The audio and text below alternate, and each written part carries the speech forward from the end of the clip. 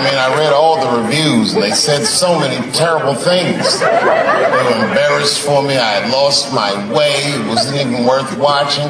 I hope all you critics learn from this. This is a teachable moment. Shut the fuck up forever.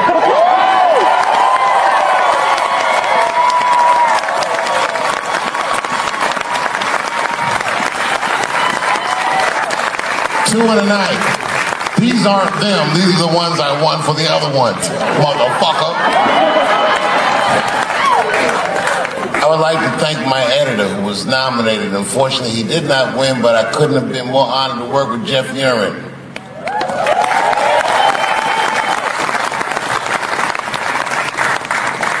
Stan Lathan has been directing television since 1968. Any show that I watched when I was growing up, he directed it. From Sesame Street to Sanford and Son to Good Times to Everything Black. And finally, you motherfuckers finally gave him an Emmy tonight. He deserves so much more, but I'm glad you came around.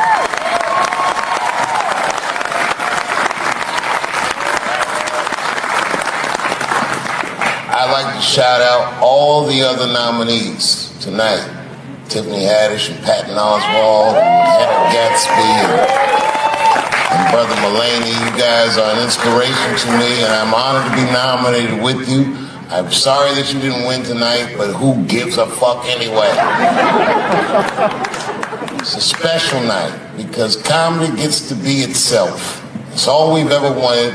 I hope the war is over. We good? And as always, I love to thank my wife, Elaine.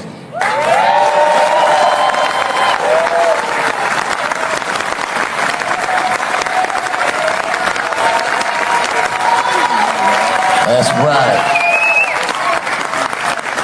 Elaine has been with me for the last 25 years and had to endure the pains of living with the greatest comedian ever. See you on Monday. Thank you very much.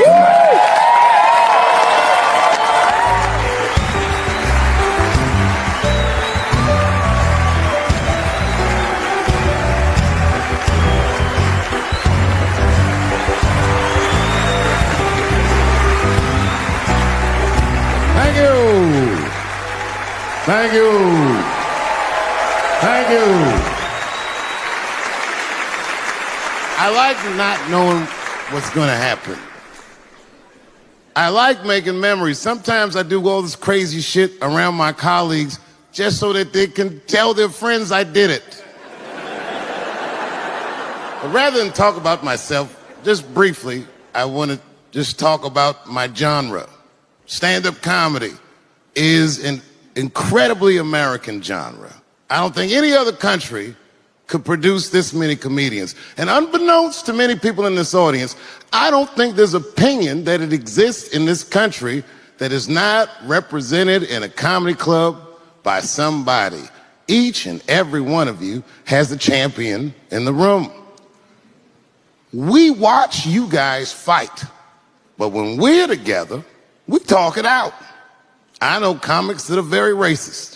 And I watch them on stage, and everyone's laughing, and I'm like, that motherfucker means that shit. Don't get mad at them, don't hate them. We go upstairs and have a beer, and sometimes I even appreciate the artistry that they paint their racist opinions with. Man, it's not that serious. The First Amendment is first for a reason. The Second Amendment is just in case the first one doesn't work out.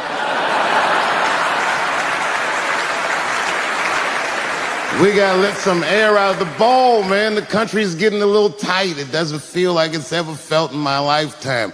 So tonight, I am honored that my colleagues are here in comedy and in music.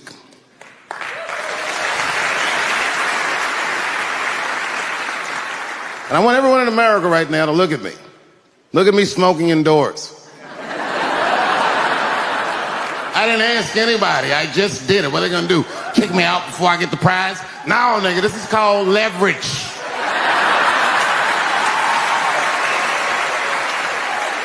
thing that I liked best about tonight was that I saw so many people from different parts of my life, like friends that I grew up with here in D.C., friends of mine from Ohio then and now, friends of mine from comedy clubs, all the fucking musicians that blew my mind. You guys have no idea how you inspired me. I want to give a special shout out to my OG, Tony Woods. Miles Davis has a quote.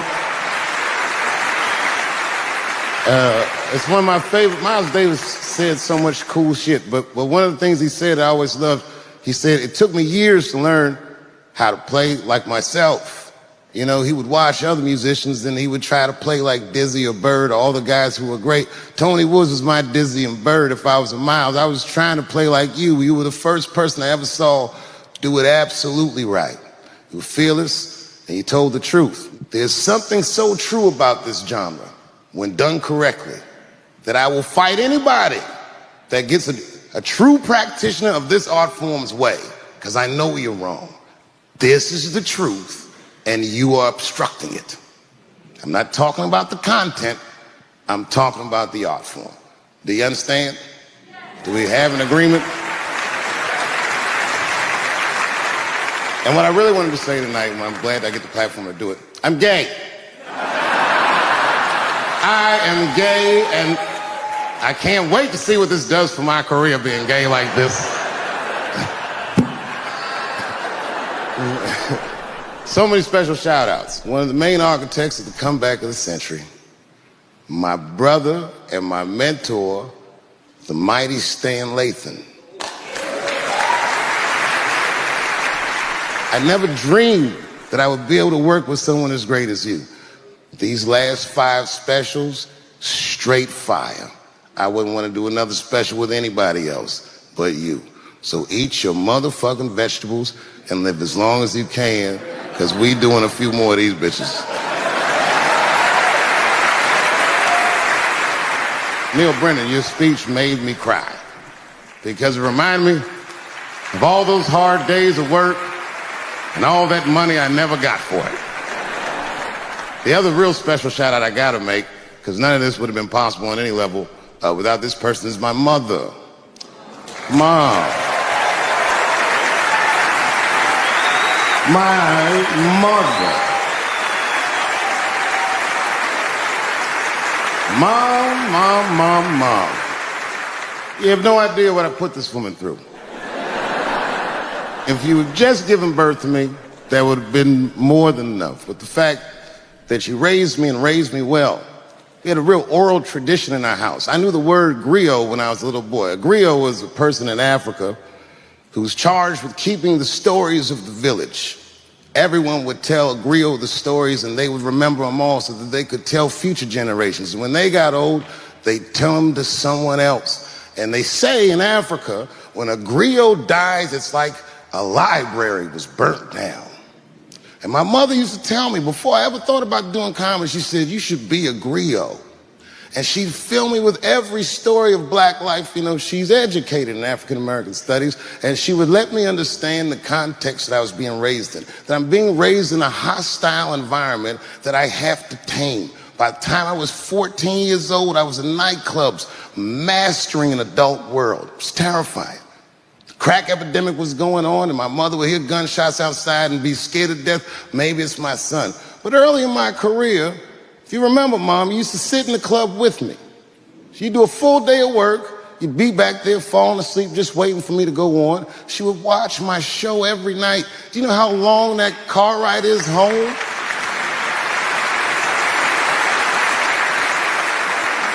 How many of you have ever heard your mother say, pussy jokes were a little too much tonight, son?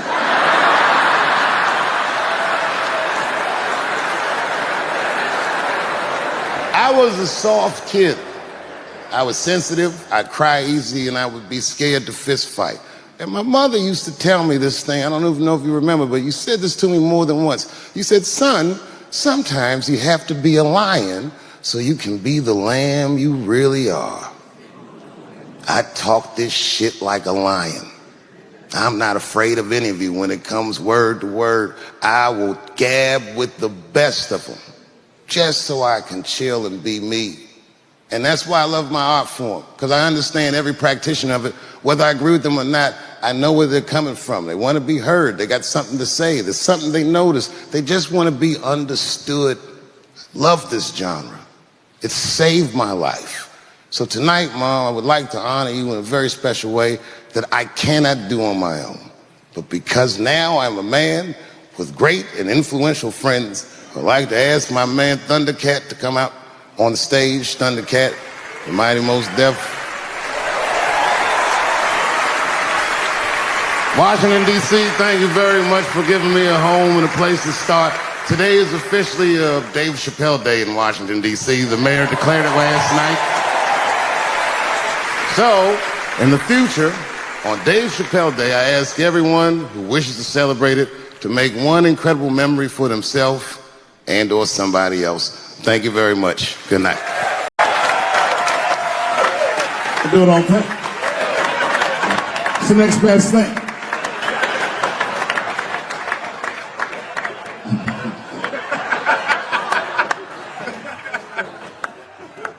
Hey, you kids don't know.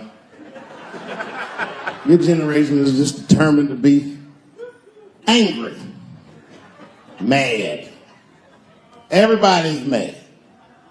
Back when we were growing up, only black people were mad. Now, everybody's just trying to get in on the act. I try to think to myself, when did everyone get mad? And then I realized this happened before we were born.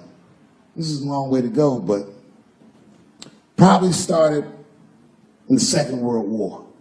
Think about it. All these black men, millions of black men, leave the United States for the first time, go over to Europe with America's armed forces and fight the Nazis and make more money fighting Nazis than they ever dreamed they would make in the United States. And a lot of those men, while they were in Europe, just to be real, not to be crass, a lot of them probably got their dick sucked by white women. I'm sorry, ladies and gentlemen, this was World War II Europe, and these were desperate times, and penises were being sucked for shoelaces and chocolate and very frivolous things. And it's very hard to come back to America and sit on the back of the bus after you've been in the south of France getting your dick sucked for a Crunch bar or some crazy shit like that. That's a life-changing experience.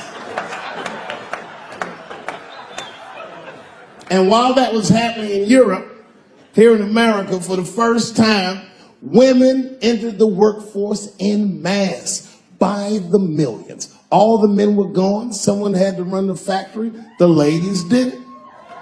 That's right. This was the first generation of American women to have independent income en masse. And when the men came back, the women weren't the same. American women had grown. They were uttering phrases that no woman on earth had ever spoken before. Things like no and shut the fuck up and I don't feel like it.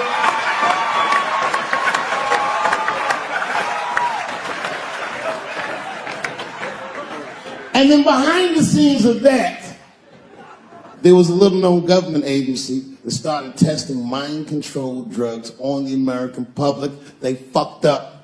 They tested it for 12 years. They didn't realize these drugs were not mind-controlling. They were mind-expanding. It was LSD and mescaline and shit like that. And for the first time, there was a new school of thought that was chemically induced that made people question the very society they lived in. By 1960, the President of the United States was only 42 years old. Can you imagine? DMX is older than that.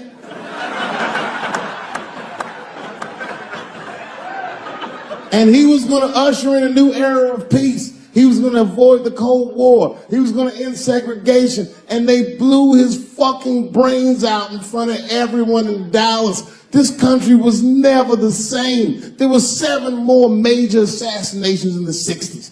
Anyone that stood up and said anything was shot down the street like a fucking dog. Kennedy, King, X, Evers, on and on. You didn't have to be famous. You could be a college student at Kent State or Mississippi protesting the Vietnam War, and they shot them too. The 70s were a wild era. And while all this was going on, Bill Cosby raped 54 people. Holy shit, that's a lot of rapes, man. This guy's putting up real numbers. He's like the Steph Curry of rape. Man, that's a lot of rapes. 54. He had raped 30 less people. That's still 24 rapes. Don't forget, each one of these rapes has 8 hours of sleep in it. Ladies and gentlemen, that's over 400 hours of rape. It only takes 65 hours to get a pilot's license. If rapes were aircrafts, this nigga's Top Gun for sure. They ruined this nigga's life, and now he's coming back playing comedy clubs, and they acting like if he's able to do that, that's gonna hurt women. What the fuck is your agenda, ladies? Is sexism dead? No, in fact, the opposite happened. I said it was gonna get worse, and they said I was tone deaf. But 8 states, including your state, have passed the most stringent anti-abortion laws this nation has seen since Roe v. Wade. I told you. I'll be real with you, and I know nobody gives a fuck what I think anyway. I'm not for abortion. Oh, shut up, nigga.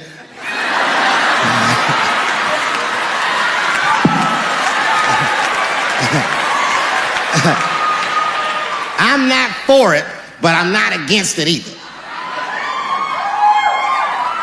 It all depends on who I get pregnant.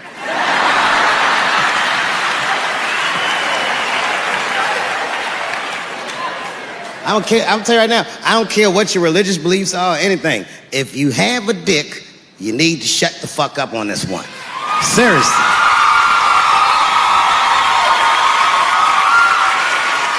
This is theirs. The right to choose is their unequivocal right. Not only do I believe they have the right to choose, I believe that they shouldn't have to consult anybody except for a physician about how they exercise that right. Gentlemen, that is fair. And ladies, to be fair to us, I also believe if you decide to have the baby, a man should not have to pay.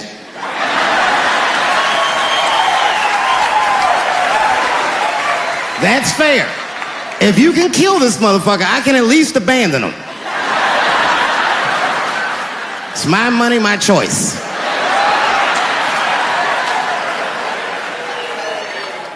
And if I'm wrong, then perhaps we're wrong. Just figure that shit out for yourselves.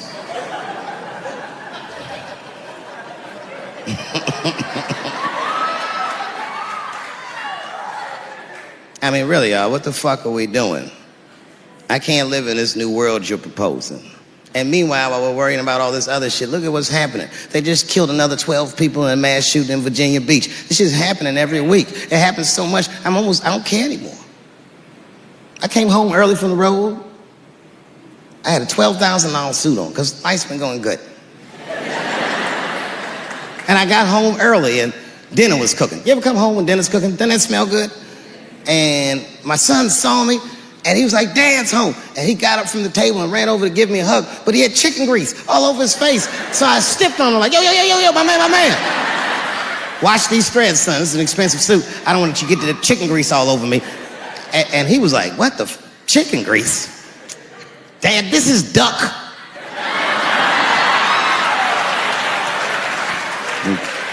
A tear came out of my eyes. I never dreamt I'd do so well in life that I'd raise a nigga with duck grease all over his face.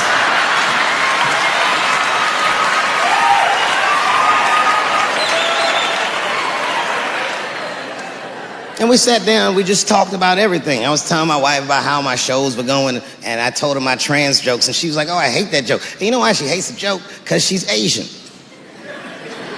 But you know what I mean? I don't make that face at the house unless we're really fighting.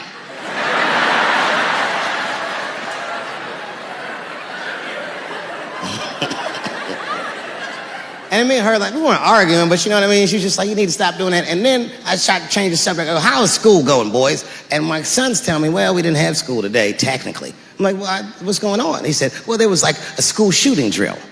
I never heard of this. You know what this is? They have drills that they make kids do where they practice what to do if somebody comes to shoot up their school. I'd never heard that before. I was like, what the f***?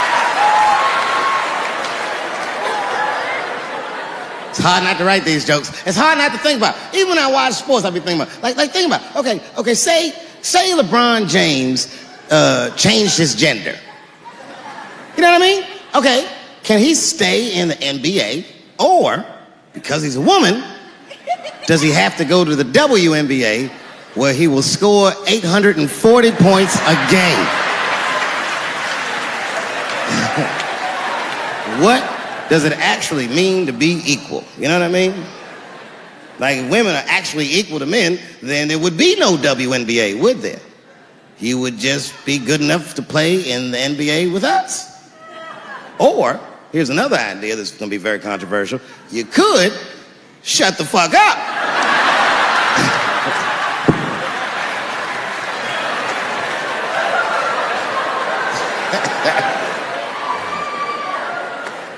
I'm sorry, ladies, I got a fucking Me Too headache. Y'all is killing me right now.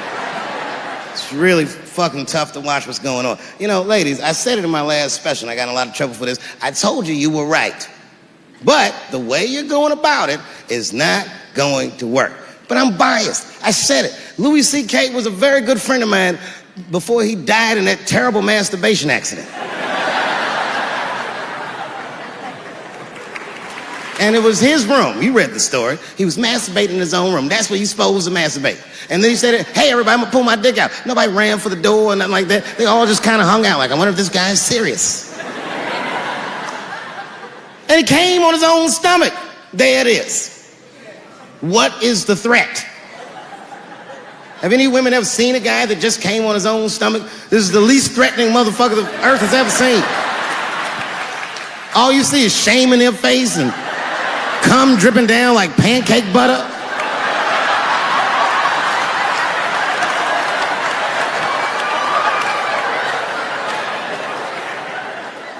He didn't do anything that you can call the police for. I dare to try. Call the police on him. Hello, police? Yes, I am on the other line with comedian Louis C.K., and I think that he is masturbating while I'm on the phone. You know what the police are gonna say in Atlanta? Well, what are you guys talking about?